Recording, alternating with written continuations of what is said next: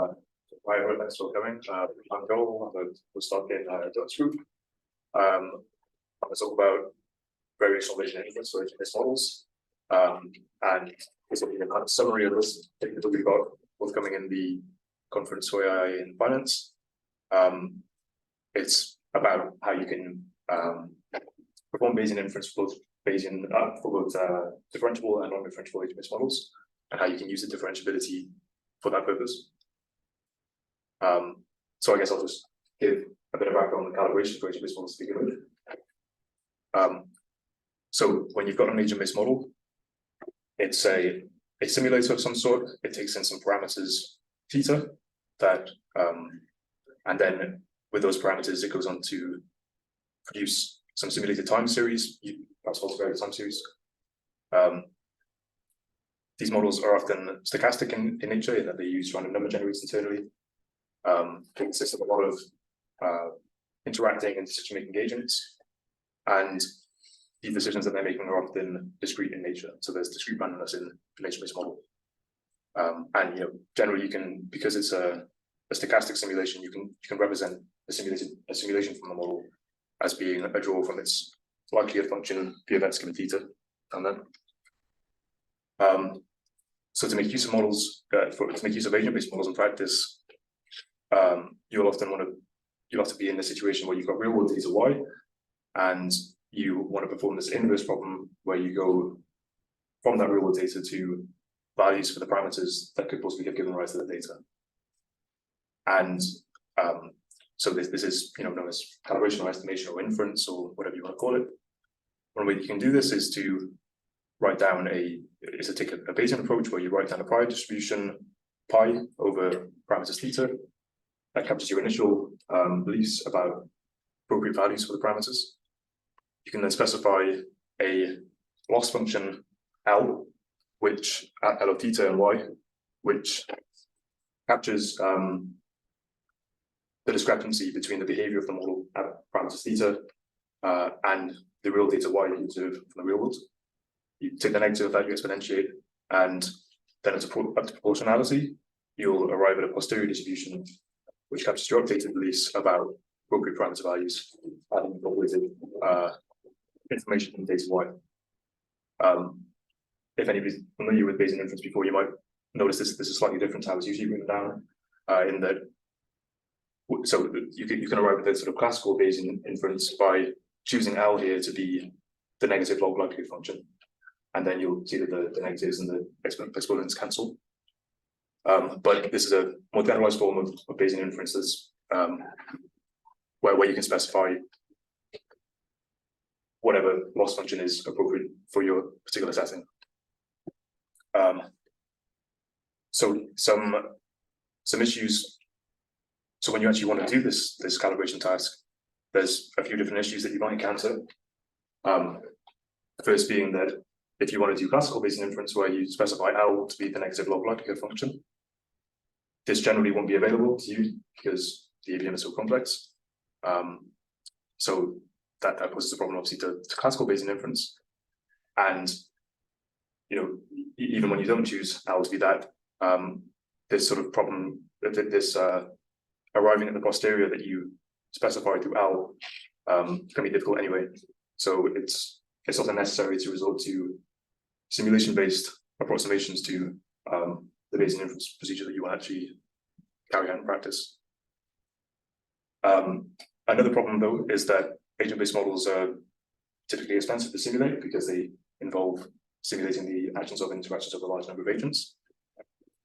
And that clearly poses problems to calibration procedures that rely on your ability to repeatedly simulate from the model.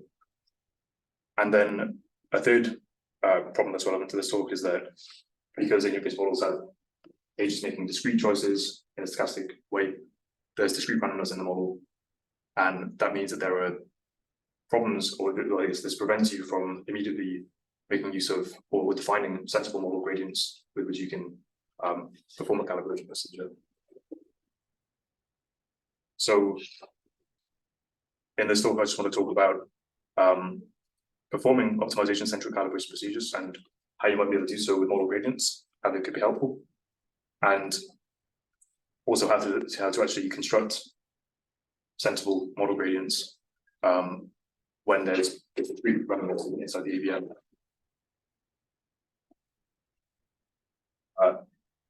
So just to begin with, I want to, there's lots of optimization-centric calibration procedures. I'll talk through how you can cast Bayesian inference to begin with as an optimization procedure, since it's maybe unfamiliar. So, as I said earlier, in Bayesian inference, you want to get at this left-hand side of this proportionality here. Just for this slide, I'll include the normalization constant Z,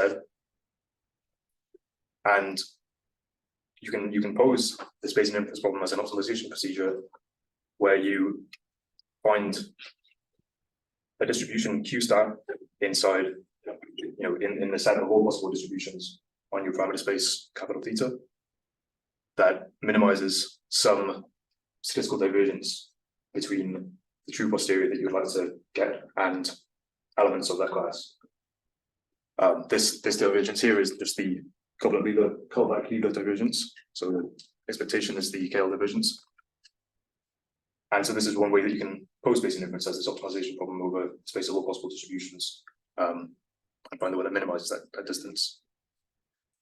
Sorry, do you mind explaining it one more time? I feel I'm just almost getting it.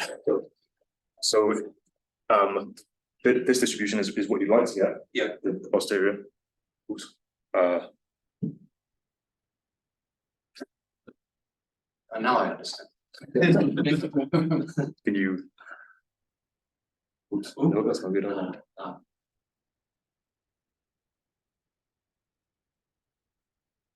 That's good enough. Okay, that's fine. So yeah, this is the posterior that you'd like to get. Yeah. You can, in principle, the way that you can get this is by looking through the space of all possible distributions on the parameter space, and this is capital theta, and just finding the element in that space of distributions that is closest to the posterior. Oh, but so you're going to put a smaller than capital theta. Is that what you do? I suppose by theta, by capital theta, I mean the parameter space. Yeah. Parameter space. And little theta is, maybe a random variable in that space. So Joel, you're just on the notation. The Q star is basically a pi hat. Yeah, exactly. Right. Okay. Yeah, so it's a pi hat. If you do take Q to be the full space of all possible distributions, then it will just be pi. Because you can find that, because the best thing to do would be to just put in pi for Q star, wouldn't it? And then you just get log of 1 everywhere, and you just get you minimize that down to 0. Exactly. So you're right that the minimizer of this is pi. Yeah. And that's sort of trivial as you write it like this, but I guess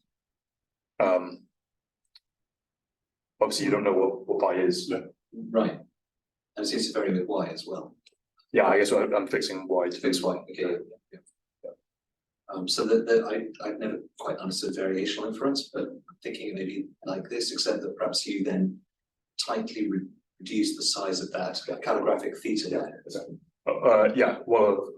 Of calligraphic Q. Or you sort of parameterize your route around calligraphic Q in some really simple way. Exactly. Right.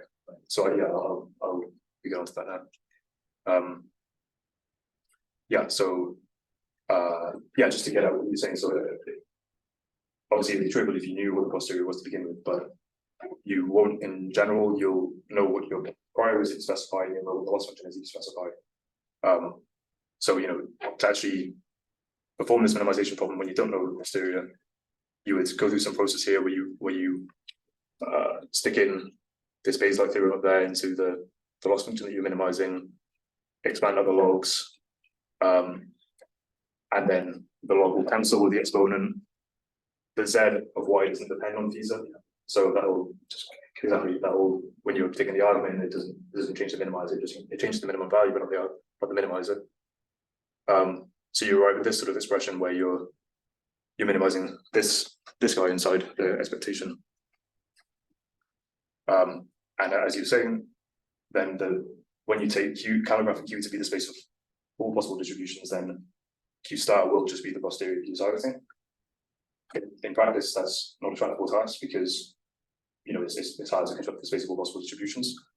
So in variational inference, what you do is restrict your candidate set of distributions to be some smaller space, which I'll write with calligraphic Q subscript phi.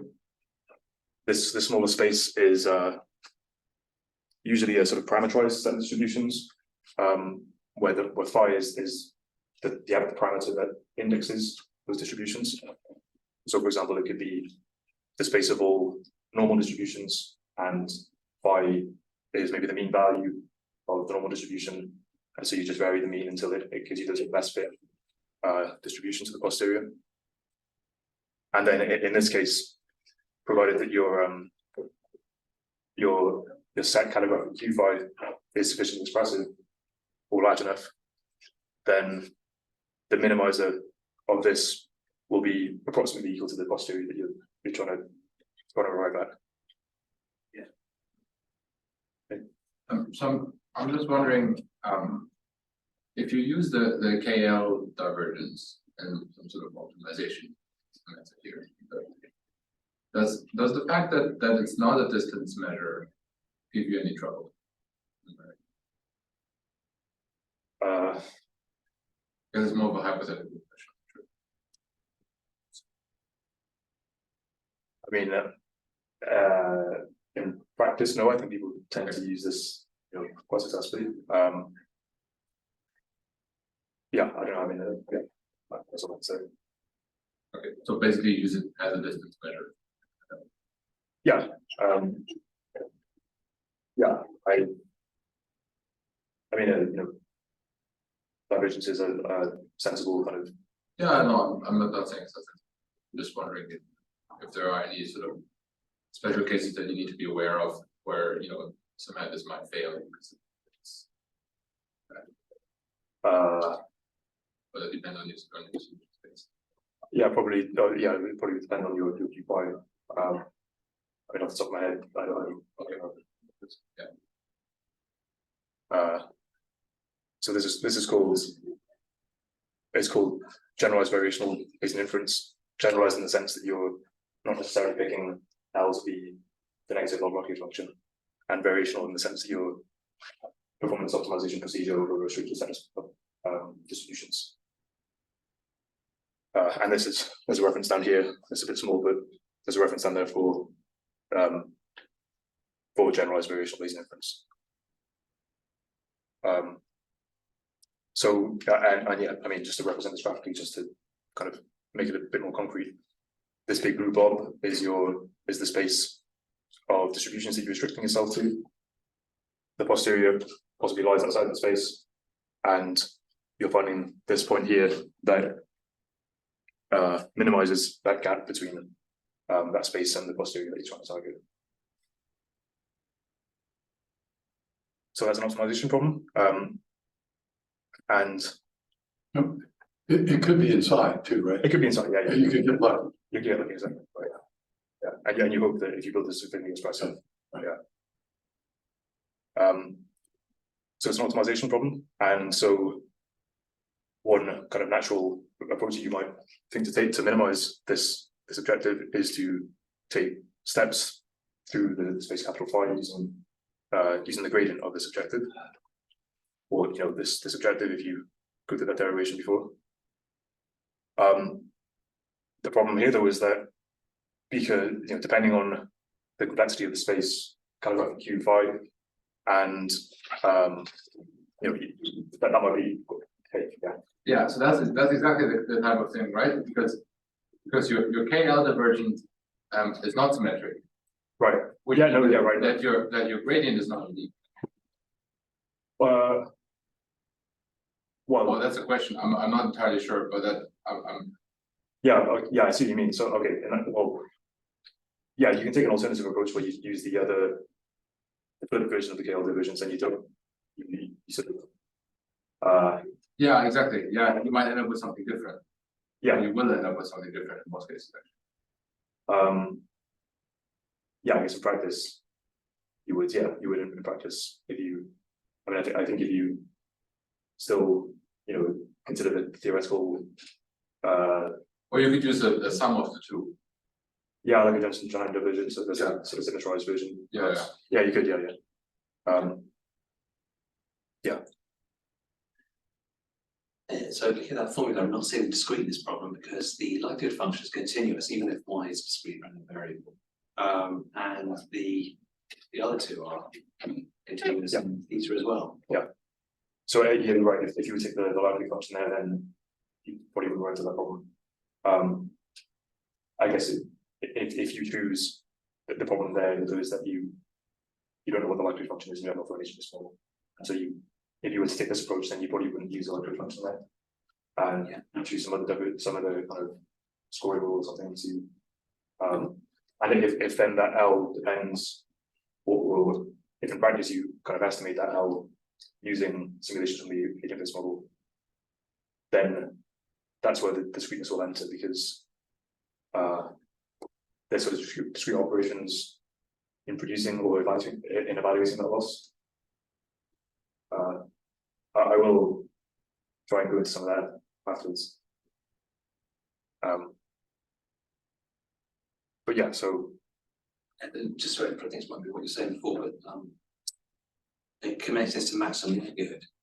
It's a bit funny because we seem to be descending, but we're descending an objective which has got plus the likelihood in. So it seems like we're minimalist. no, but yeah, if for classical Bayesian inference, that would be negative log likelihood. Yeah. Because Right. Is that because That's partially, yeah. right? well, I mean, just if you were to put in the negative log likelihood here, then the negatives would cancel, and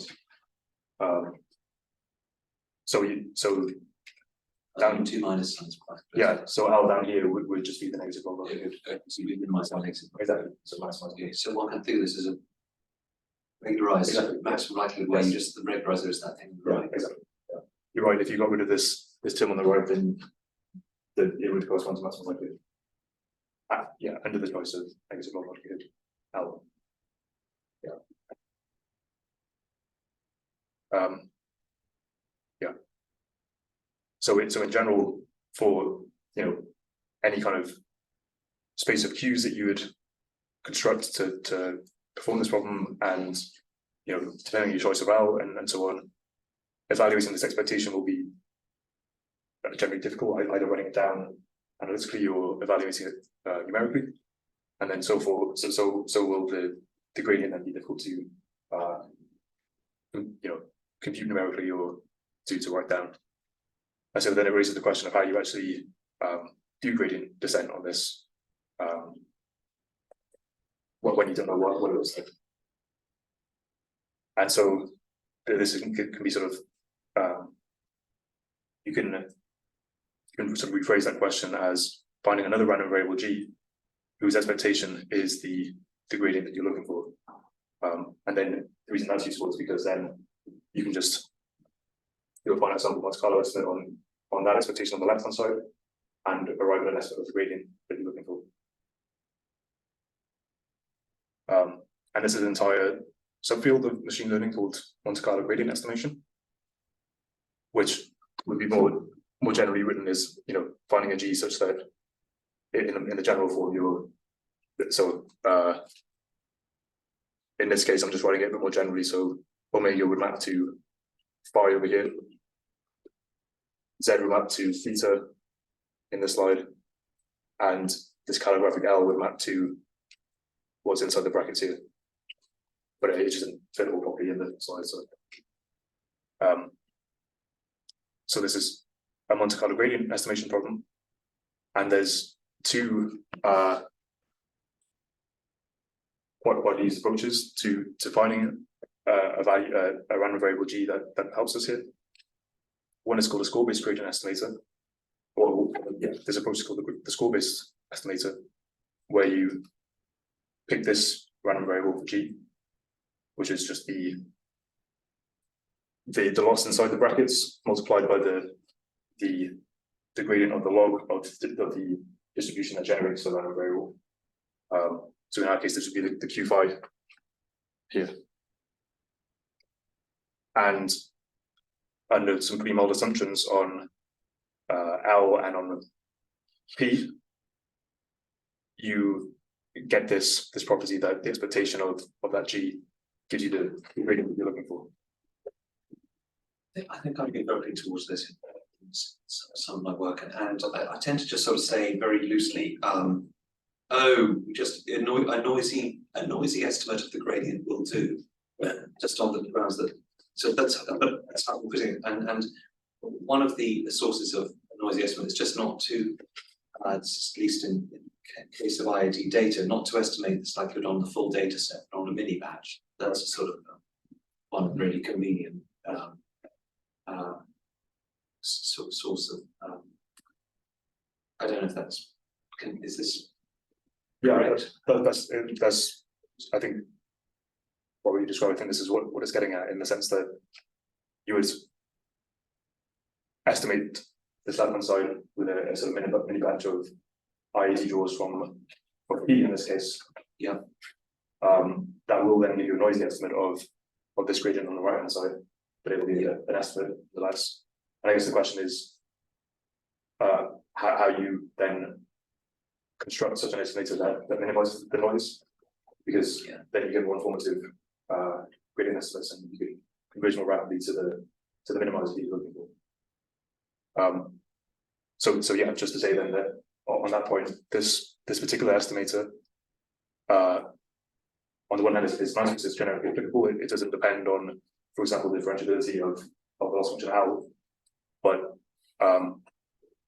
it's known to be high variance, quite a high variance estimate, that it can be quite high variance, and so you get a lot of noise in the estimates, which as I said is a problem, because then you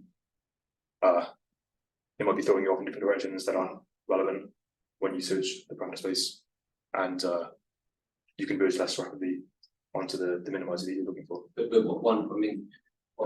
one solution, sort of maybe mallet to crack a nut, is just to use Adam or something like this that handles really noisy estimates. Yeah. Okay. Still, though, I mean, you would, if it's possible to construct a lower variance estimator, then you would still maybe prefer that, right? Yeah. Even if you could use sort of variance reduction techniques or other mitigation strategies. I'm getting a little worried about time. Sorry. It's okay. I mean, I plan to speak for about 40 minutes, so I'm okay with. But so that's the point. The point here, though, is that this is generically applicable. It can work in the case of discrete randomness, and it is often used in cases of discrete randomness, like in reinforcement learning. But it can be higher variance because it makes fewer assumptions about L and so on. An alternative estimator is called a pathways estimator, which relies on two things. First of all, it relies on this loss function L being differentiable, and on the random variable that's being generated from the distribution that you're varying to be what's called reparameterizable. I'll go on to say a bit more about what that means in a second, but essentially it means that you can write it as a deterministic transformation of an auxiliary random variable U,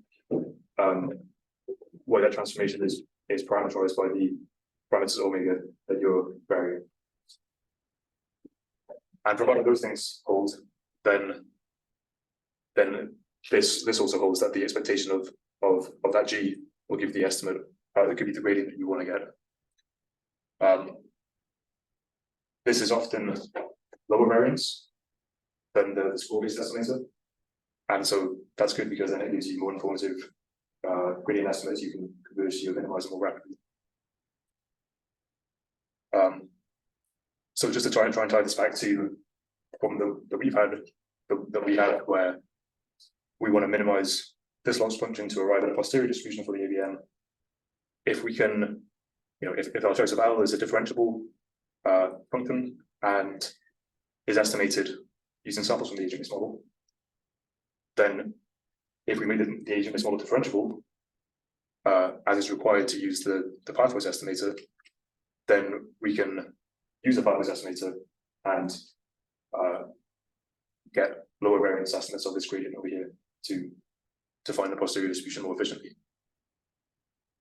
So that's just to say that this is one way that differentiability of agent is supposed to be helpful. To say a bit more about what this group generalization means, very simple and useful example is is this example where you're drawing a random variable z from a normal distribution.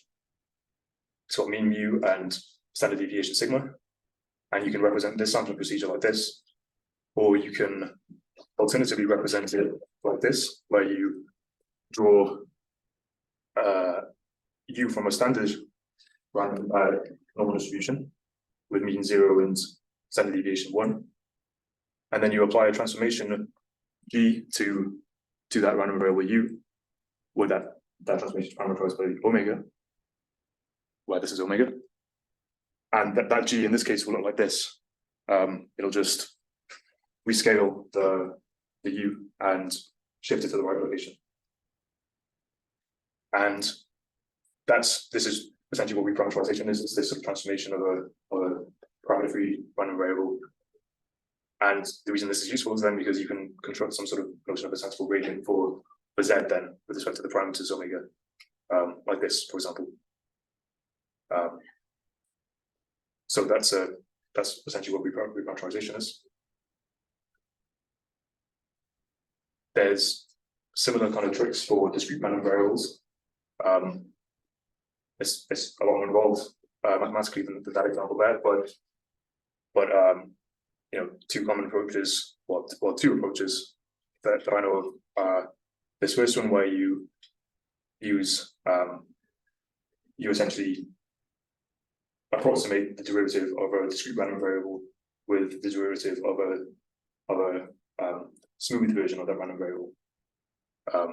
So you know, for example, if you had a Bernoulli random variable, you could approximate the gradient of a Bernoulli random variable with the gradient of the sigmoid, for example. And there's tricks such as that they're called, well, there's one called the Gumbel softmax trick, which is spoken about in this first reference there. That first approach is more of a workaround than a solution, because you then introduce an error to your gradient because you're approximating the gradient. But I'll show you some experiments afterwards where we found that that sort of thing can work quite well in some settings. There's another approach called stochastic KT, which was proposed in this paper from last year, which is, as I said, a bit more involved, so I won't go into that. But there are some of these reparameterization tricks for discrete random variables that exist. So then the overall strategy that you could take would be to implement your Bayesian-based model in a differentiable framework, you know, PyTorch or JAX or Julia or something like that, and use some of those tricks from the previous slide to arrive at perhaps an approximate model gradient. And importantly, that does so without changing the full capacity of the model. So it's different from, first of all, constructing a differentiable surrogate of the model, which would involve approximating both the behavior of the model and the derivative. In these cases, in the first case over here, you would just approximate the gradient and leave the model as it was. So I wanted to show some experiments an experiment from the paper. In this experiment, we consider an agent-based model that's part of this paper from the 2007 paper. It's an agent-based model of volatility clustering in financial markets. The agents in this market make discrete choices about whether to place a buy or sell order or to refrain from doing so. There's also threshold effects in this model where the agents kind of update their internal information processing procedures depending on how the price of the asset changes and so on. So there's sort of two sources of discrete randomness here.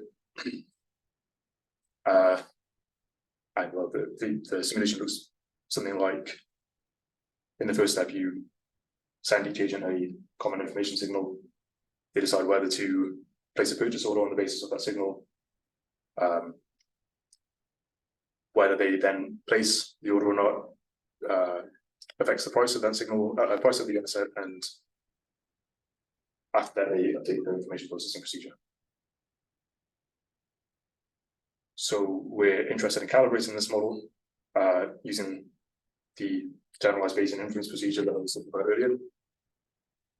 In this case, we're taking L to be some divergence between the distribution of simulated and real log returns, so simulated from the model and real from in Y.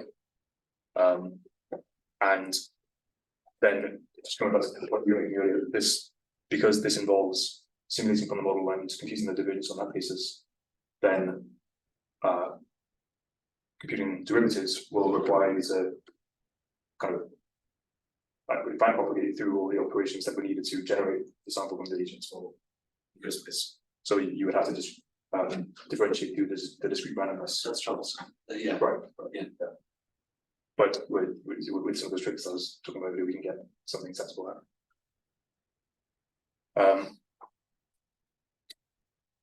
Yeah. So and then to do this, perform this minimization procedure.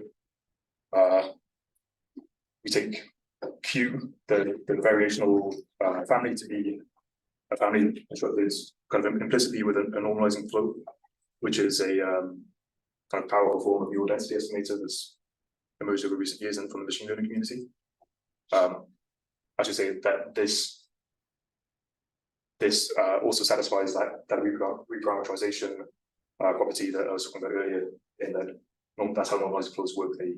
They perform a reparameterization trick. And yeah, so that's the setup.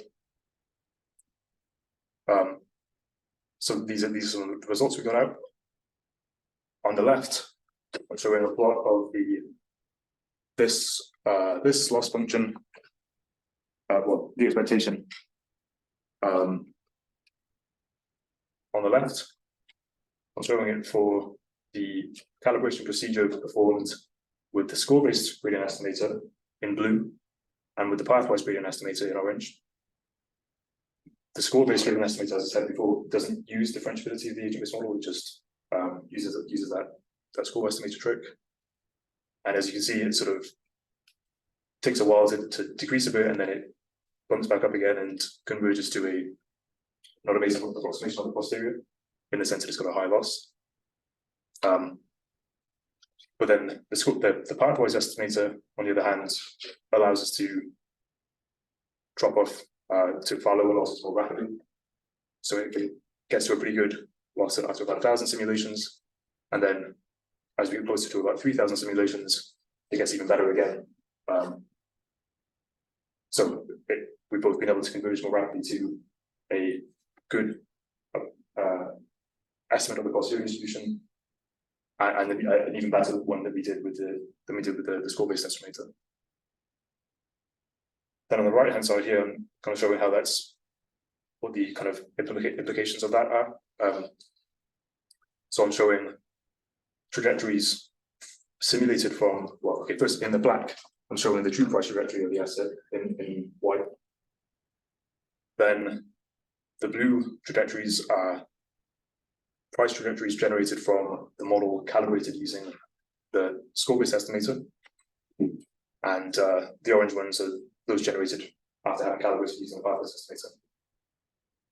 And as you can sort of see visually, that the orange ones look a lot more like the black curve, the data that we actually use to calibrate the model. So we also then get better kind of recovery of the true behavior in the data. I haven't sort of planned to go through any of the code, but I just wanted to say that there is code available for this if you want to check it out. There's a notebook available in this top GitHub repo, but there's also a package that we've recently had published at the Journal of Open Source Software, which implements these different calibration methods for BLACKBIRD stands for black box inference for differential simulators. So you'll be able to use this, some of the tools that we've got in there for calibrating your own differentiable agent-based models if you have any. And yeah, I mean, it's pretty much everything I had to say. I wanted to just summarize and point out a couple of discussion points. So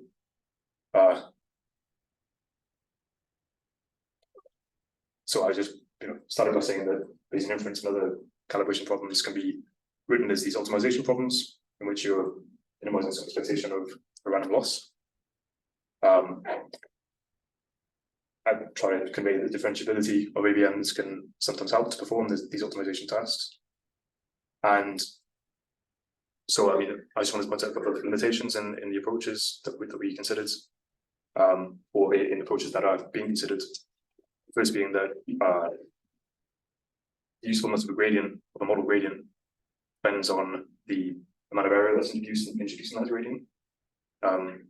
So I explained earlier that to construct a model gradient for an agent-based model with discrete randomness, we use these tricks where you approximate the gradient of those discrete random variables with the gradient of differential approximations to those discrete random variables.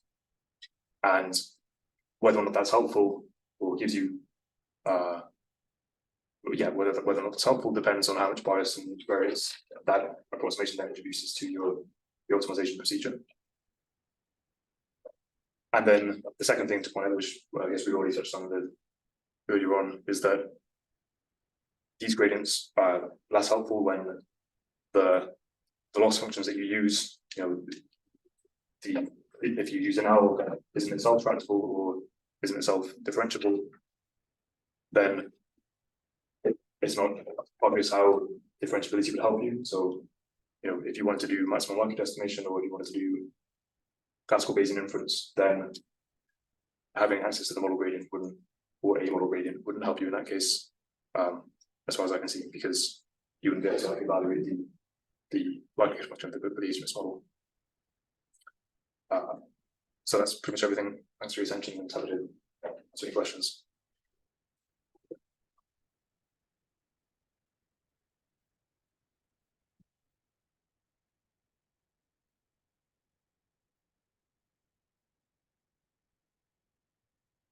No, if you roll a few slides back, I feel like you kind of skipped over the essence of the trick that makes this work. Somewhere in These things? yeah, maybe in here. Yeah. So okay, rather than averaging over a bunch of realizations of the model to get say how much is the output changing as you change each parameter. What is the key trick here that you're doing in the pathwise method?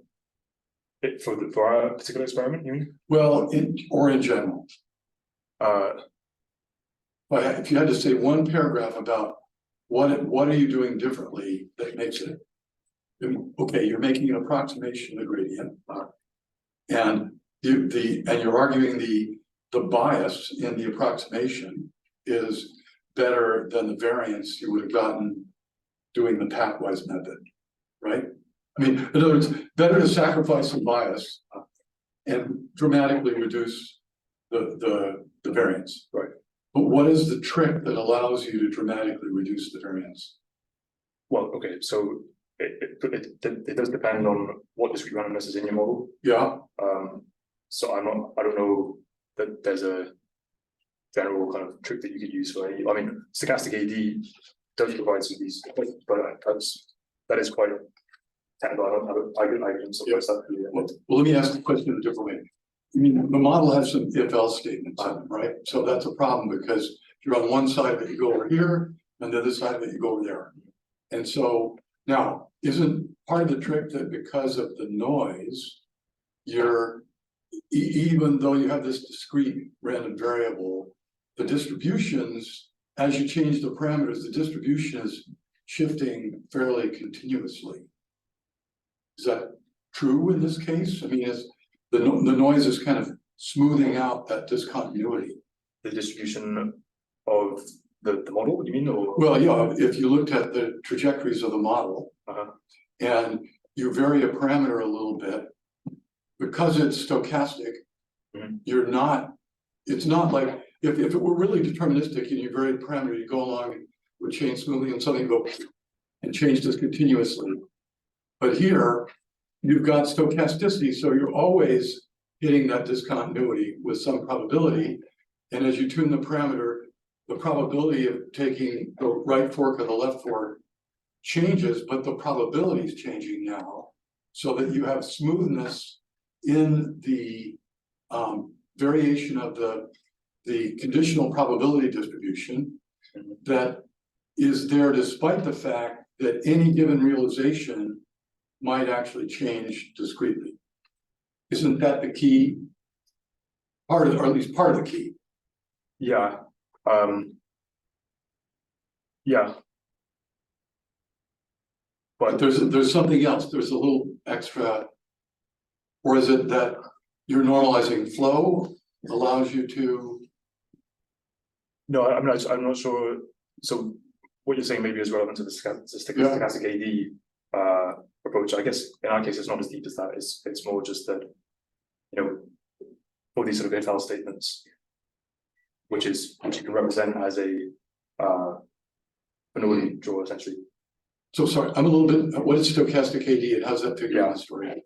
Oh, I mean, this is just an example of one way that you can construct gradients when in the presence of discrete random variables. Okay, but you're not doing that here. We're not actually doing that here. Okay, What we're doing is just a bit simpler in the sense that, you know, in these cases of if-else statements, as you're talking about, you can see that as a Bernoulli random variable draw. And what we do is approximate the gradient of that sort of discrete randomness with the gradient of a smooth version of that. So take a sigmoid. so you take the sigmoid and you replace the step functions with sigmoids, that's what you're doing. When you compute the gradient, not when you do the forward pass. Yeah, because Right, okay. you've got to go down. Okay, right. Yeah, that's Right, so that's the secret sauce. that's yeah. Okay, but you didn't really say that, did you? Okay, hang I'm on. pretty sure I said it's not sigmoids. All right, okay, excuse me. Well, Okay, all right, good. No, I understand that. Can I ask another understanding question? If you just go forward to where you had the horse race the pathwise against the stochastic diagram. Do you mind just specifying what each simulation actually involved? If I just start, and then so you've got some intermediate parameter values. You simulated those parameter values that you've so far reached. on the left hand side, you mean? Yeah, is that what's happening in each of these simulations? Yeah. You get a gradient, you tweak the parameters, and then you simulate again. Yeah. Okay, and those parameters parameterize where you are in a variation subspace of the total distribution. Yeah. Great. Another question, you have these downward spikes. Yeah. So why can't you just, if you make this big downward spike, you're suddenly at very low error, right? So but then you go back up. How come you go back up? Why, what's happening with those spikes? Just because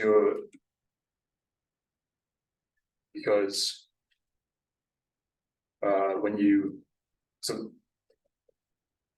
get noisy estimates of this gradient. I know the loss function itself, right? Yeah. So occasionally with a you have So the loss function sufficiently stochastic that it's fluctuating. Yeah. So you can flip But the line even. It's, well, in this case, no, because everything is bounded from below by 0, but depending on what loss function you use, yeah. but it's quite striking that it's not like it goes down a little sometimes and a lot. It either goes way down or it's on the sort of mean path. Scale, right? So it might just be It's all at scaled, yeah. 0, so it might just be like an NAN. Exactly, yeah, I mean, that's what I mean. Yeah.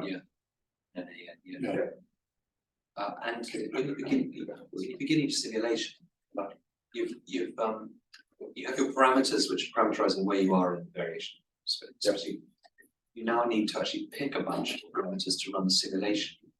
do you draw from that? From that space, that limit? Yeah, draw from the. So yeah, you're right. Each point on this curve will be a different distribution. Q5. Yeah, right? that's true. That's right. That distribution is very smooth. But when you first draw from the distribution, you get quite different answers from one simulation to the next, depending on what you happen to draw. Yeah. And then you run a simulation further on those on the values you got from that draw, and get some data after that. So it's sort of this different stages to procedure. You can see how that could be really noisy. Yeah. Yeah, exactly. So we're evaluating this or estimating this, as you said, you draw a bunch of different features from the variational posterior you've got so far. You can evaluate or estimate this part of the expectation directly then, but then in here you simulate from the Bayesian model once for each of the features and evaluate the. Aha, right. Yeah. So you might draw a few thetas. Yeah, there's where you are. a few features coming from the Q5 at each situation. So each simulation in that diagram there, so you go for 3,000 simulations, each single one is actually a few in parallel, so you'll get an average. Yeah, so I mean this is why I actually wrote number of simulations as opposed to number of iterations. I think like number of iterations would be like 1,000 or maybe 300 even actually. Oh, okay, right. Yeah, I see. Yes. So it's going up in jumps of 10 because you have to do 10 simulations Yeah, at each iteration. Yeah. And whatever it might be, and then an average across those. Yeah. Right. Thank you. Sorry, so many questions. No, I can't. Yes, thank you.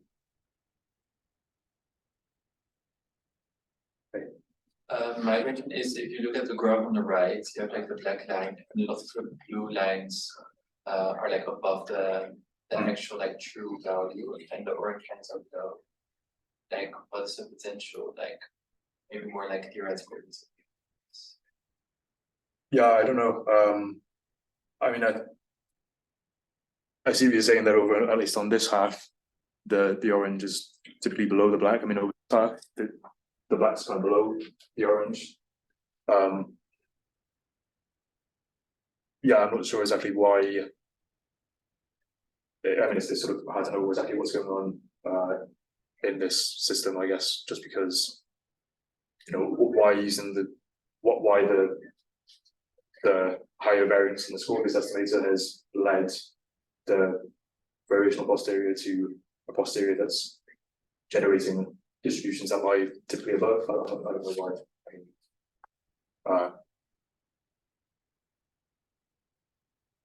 Yeah. I don't know.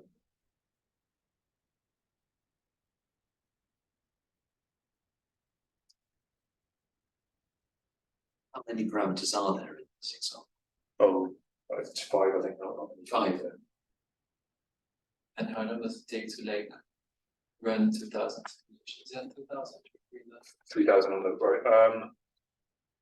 Well, the score-based one is faster because you don't have to backpropagate through the Bayesian model itself.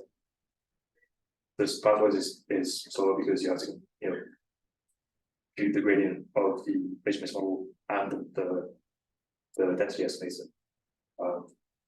So that is slower. Like, what kind of slower are we talking Oh about? yeah, I mean, in this case, this is such a simple model that I think the entire run for the pathways is like a few minutes, whereas the score-based one is a minute. So so a few times faster, the slower.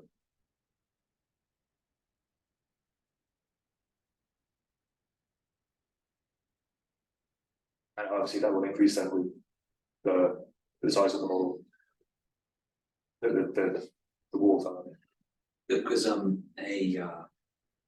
Asian-based model might have a lot of parameters. Yeah. Not just 5. I mean, if it's like a epidemiological, something could have lots. Yeah. I mean, I haven't showed it here, but we have run experiments on the people on Alaska with the epidemiological model. It does take longer, but there are a lot more parameters there, and I think if I recall, we had success with it. It's fantastic.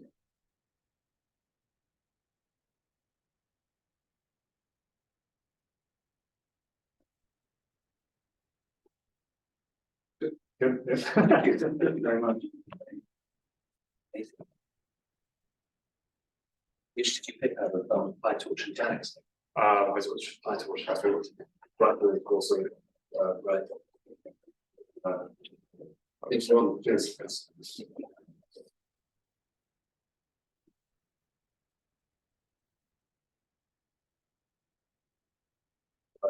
Planning to